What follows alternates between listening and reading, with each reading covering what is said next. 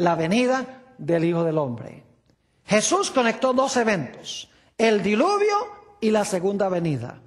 Así que Enoc, cuando dijo que Dios iba a venir en juicio, estaba hablando de estos dos eventos. Estaba hablando del diluvio, cuando Dios iba a juzgar a los impíos de la raza humana, y está hablando de la segunda venida de Jesús.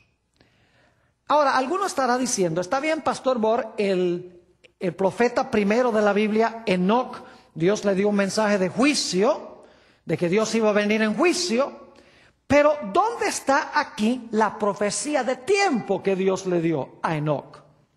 Bueno, para esto hay que estudiar con cuidado. En la Biblia no todo se encuentra en la superficie.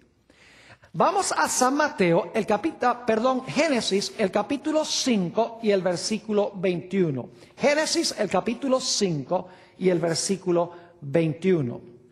Está hablando de Enoc y del hijo que tuvo Enoc. Dice, vivió Enoc 65 años y engendró a Matusalén. ¿Cómo se llamaba el hijo de Enoc? Se llamaba Matusalén. Ahora, eso es importante. Los nombres en el libro de Génesis tienen gran importancia. Más de 75 veces se enfatiza en Génesis la importancia del significado de los nombres. Por ejemplo, Abraham, Israel, Jacob, Sarai, Sara, Betel, Peniel. Cada uno de esos nombres tiene una importancia muy grande. Los nombres en Génesis no son meramente nombres, tienen un significado muy importante. Y claro, la pregunta clave es, ¿qué significa el nombre Matusalén? En realidad este nombre se compone de dos palabras hebreas, es un nombre compuesto. La primera parte del nombre Matusalén viene del hebreo mut, que significa morir. La segunda parte del nombre de Matusalén viene del hebreo shalach, que significa enviar, morir y enviar. Juntando esas dos palabras, el nombre Matusalén significa cuando muera será enviado. Cuando muera será enviado. Inmediatamente uno se pregunta, cuando muera será enviado ¿qué? La respuesta es muy sencilla. Enoc, al ponerle a su hijo el nombre Matusalén, le está poniendo una profecía de tiempo. Porque está diciendo que cuando Matusalén muera, se va a cumplir el juicio del cual habla la Biblia en Judas 14 y 15. Es decir, cuando muera, será enviado el juicio del cual habló Enoc. Es decir, que Matusalén iba a morir el mismo año del diluvio. Y alguna persona dice, pastor, ¿usted tiene alguna forma de comprobar que Matusalén murió el año del diluvio? Bueno, no les estaría diciendo esto si no tuviera evidencia bíblica. En primer lugar, quiero mencionar que la tradición judía, que no la aceptamos como absoluta, pero la tradición judía explica que Matusalén murió 10 días antes del diluvio. Es decir, murió el año del diluvio 10 días antes. Ahora, la Biblia no dice 10 días antes, pero les voy a comprobar que la Biblia sí enseña que Matusalén murió el año del diluvio. Cuando muera, el juicio del diluvio será enviado. Note lo que dice en Génesis el capítulo 5 y el versículo 25. Génesis 5 y el versículo 25. Dice allí, vivió Matusalén 187 años y engendró a Lamec. Quiero que anoten 187. Muy importante, desde que Matusalén nació hasta que tuvo a Lamec, vivió 187 años. Ahora, vamos al versículo 28.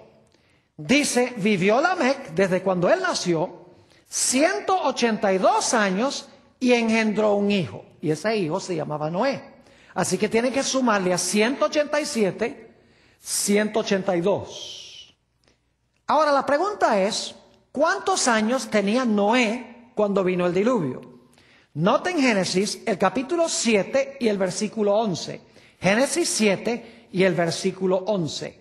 Dice así: el año 600 de la vida de Noé, en el mes segundo, a los 17 días del mes, aquel día fueron rotas todas las fuentes del grande abismo y las cataratas de los cielos fueron abiertas. ¿Cuántos años tenía Noé cuando vino el diluvio? 600 años. Ahora lo que queremos hacer es sumar 187 más 182 más 600, que nos lleva desde el tiempo en que nació Matusalén hasta el tiempo en que vino el diluvio. Ahora, ustedes hicieron esa operación matemática. ¿Cuánto da 187 más 182 más 600? Da 969. Ahora, ¿cuántos años vivió Matusalén?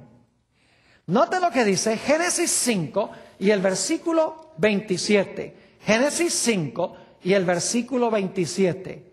Dice allí: fueron pues todos los días de Matusalén 969 años y murió. Pregunta entonces: ¿murió Matusalén el año del diluvio? Absolutamente. Así que cuando Enoc le puso Matusalén, le estaba poniendo una profecía de tiempo. Estaba diciendo: cuando mueras, el juicio del cual yo hablé será enviado.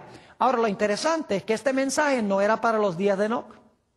Enoc fue transportado al cielo, dice la Biblia, y no vio cumplirse esta profecía. Es decir, no era para su época, no era verdad presente para su tiempo. Así que Dios llamó a Enoc, le dio un mensaje de juicio. Conectado con el mensaje de juicio había una profecía de tiempo, y esta profecía no era para los días de Enoc, era para el tiempo del cumplimiento.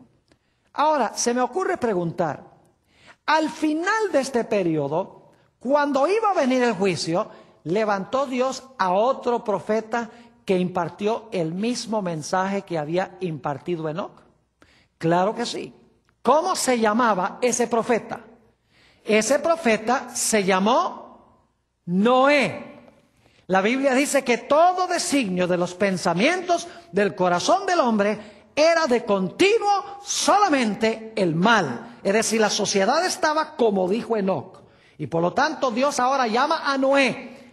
Y Noé predica y le dice a la gente: el tiempo del cual habló Enoc se está terminando. Esa profecía se va a cumplir en este tiempo. Arrepiéntete y entrégate a Dios. Note lo que dice en cuanto a Noé en segunda de Pedro, el capítulo 2 y el versículo 5. Segunda de San Pedro, el capítulo 2 y el versículo 5. Está hablando de Noé. Y dice: y si no perdonó al mundo antiguo, sino que guardó a Noé, pregonero de justicia. La palabra pregonero significa predicador en griego. Predicador de justicia, con otras 7 personas, trayendo el diluvio sobre el mundo de los impíos. Yo pregunto, ¿es eso lo que profetizó Enoc, que Dios iba a castigar a los impíos por su impiedad? Claro que sí. ¿Y quién anunció que Dios lo iba a hacer en su época? Fue Noé. Noé fue el profeta que se levantó al final de este periodo e hizo verdad presente el mensaje que había proclamado anteriormente Enoc. Ahora yo pregunto, ¿salvó Noé bajo su liderazgo a un pueblo remanente? Claro que sí. ¿Cuántas personas fueron salvas cuando Dios vino en juicio contra el mundo antediluviano? Ustedes saben, se salvaron un total de ¿qué? De 8 personas. Es decir, bajo el segundo profeta Dios saca a un remanente. Este es el primer ejemplo de cómo obra Dios cuando llama a un profeta y le da una profecía de tiempo. Llama al profeta, le da un mensaje. Junto con el mensaje, una profecía de tiempo. Y le dice: esta profecía no es para tu época.